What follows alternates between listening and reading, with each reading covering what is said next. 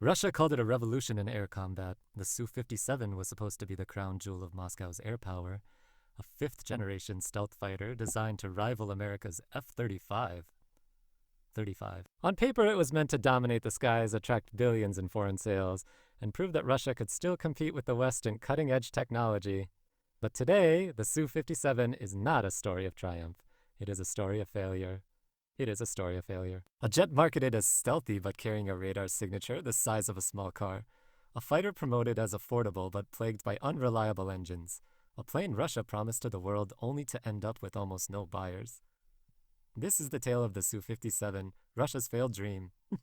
A dream broken by sanctions, reliability issues, distrust from allies, and global rejection. A jet that exposes not Russian strength, but Russian weakness. The promise of the Su-57 when Russia unveiled the Su-57. The message was clear. This was Moscow's answer to the American F-35. Finally, Russia would join the exclusive club of nations capable of producing fifth-generation fighters. Sleek design, stealth technology, advanced radar, supersonic speed. The jet seemed to have it all. The marketing pitch was irresistible. Every country that couldn't buy the F-35 because of U.S. restrictions, budget issues, or political alignment would now have an alternative. Nations across Asia, Africa, and the Middle East were expected to line up with checkbooks ready. For Russia, this wasn't just about prestige, it was about money. Each Su-57 was advertised at around $50 million per unit, far cheaper than the F-35. With dozens or even hundreds sold, Russia imagined billions flowing into its war-drained economy. But the grand dream has collapsed. Production reality, according to open sources, Russia has only 44 Su-57s in existence. Moscow claims it will reach 76 by 2027, but that number itself reveals the problem. By comparison, the United States and its allies have already deployed over 1,230 F-35s worldwide, with more than 3,100 pilots trained and over 1 million flight hours logged. Where the F-35 became the most widely adopted fifth-generation fighter in the world, the Su-57 became a rarity, more talked about in propaganda than actually seen in service. Even more telling, despite being marketed as a frontline weapon, Russia has barely used the Su-57 in its ongoing war against Ukraine.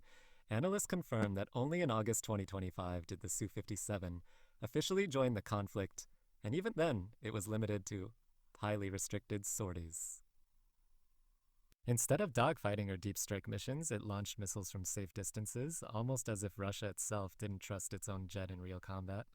The obvious question arises, if the Su-57 is as advanced as Russia claims, why not unleash it in Ukraine to gain air superiority? The answer is simple: Russia fears losing it. Algeria, the hesitant buyer for years, Moscow toured the world showcasing the Su-57. Defense expos, flashy demonstrations, and bold promises were all aimed at luring buyers. Yet after all the effort, Russia has managed to secure just one customer, Algeria. But even that a success is surrounded by doubt.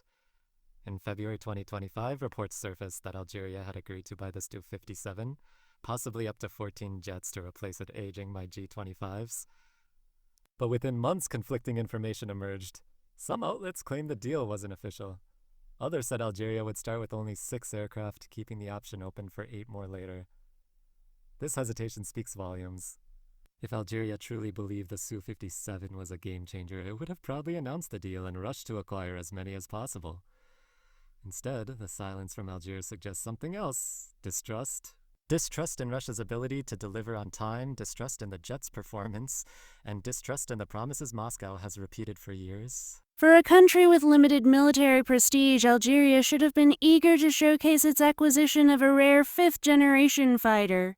Instead, the purchase has been kept quiet, almost as if being the first buyer of the Su-57 is an embarrassment, not a point of pride. India, the broken partnership the Su-57's troubles don't end with Algeria. At one point, the jet was supposed to be co-developed with India under a joint project that promised to combine Russian manufacturing expertise with Indian financing and commercial vision. But in 2018, India pulled out. The reasons were damning. Indian Air Force officials cited unreliable engines, poor stealth design, and high costs. They concluded the Su-57 was not truly a fifth-generation aircraft, rather a fourth-generation jet with cosmetic upgrades. Even after walking away, India kept the door slightly open.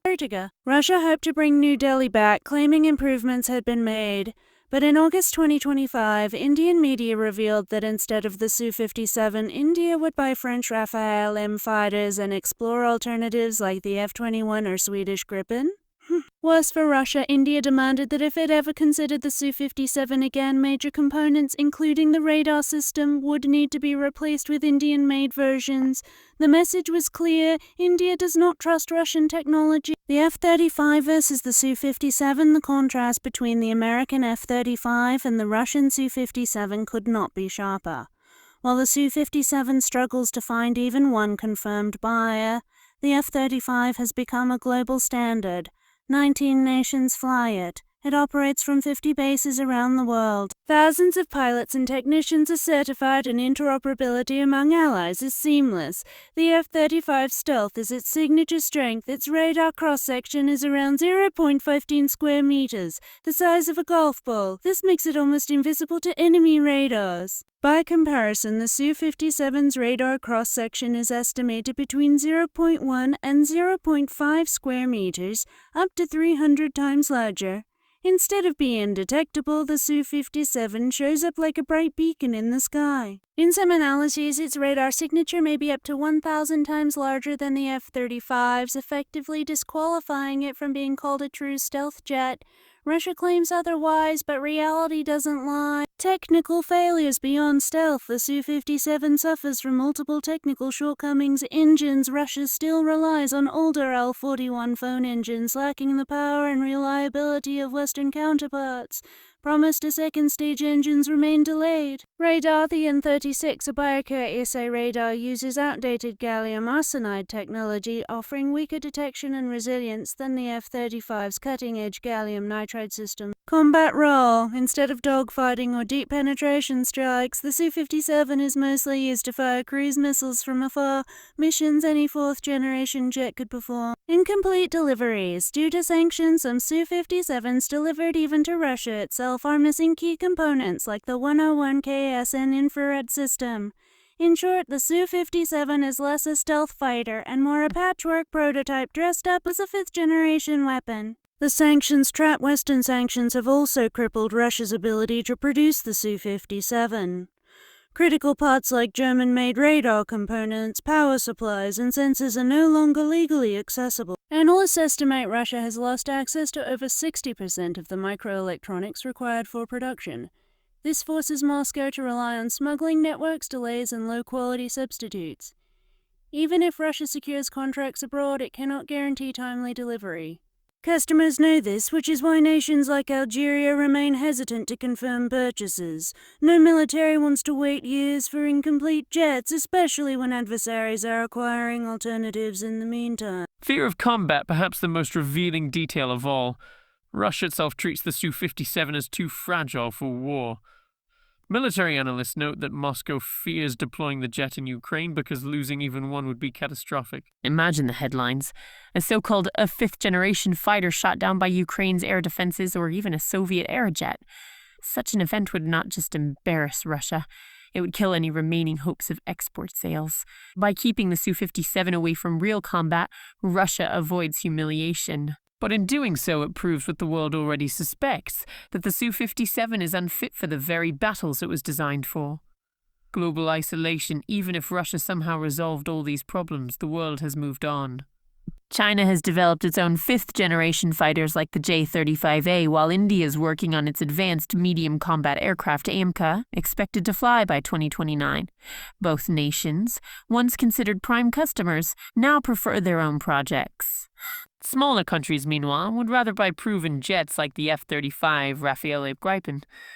Why risk billions on an unreliable Russian aircraft with uncertain delivery timelines and poor combat record? The result? The Su-57 stands alone, a lonely jet with no buyers, no credibility, and no future. The bigger picture, the failure of the Su-57 is not just about one plane. It symbolizes Russia's larger decline in high-tech military production. Once known for reliable fighters like the Mi-29 and Su-27, Moscow is now unable to keep pace with global innovation. The Su-57 was supposed to prove Russia could still compete with the West. Instead, it proved the opposite, a stealth fighter that isn't stealthy. A warplane Russia itself is afraid to risk in war. a product so unconvincing that even loyal partners hesitate to buy. And just as the Su-57 saga unfolds, Russia faces another betrayal. Even Hungary, one of Moscow's last friends in Europe, is turning away under U.S. pressure. The cracks in Russia's alliances mirror the cracks in its aircraft industry. Conclusion: the Su-57 began as a promise, Russia's ultimate answer to the West. But today it is a cautionary tale, a reminder that propaganda cannot replace performance. No matter how much Moscow boasts, the numbers speak for themselves. 44 aircraft in service, one hesitant buyer. Zero combat credibility. Sanctions blocking production. Global rejection. The Su-57 is not the future of air dominance.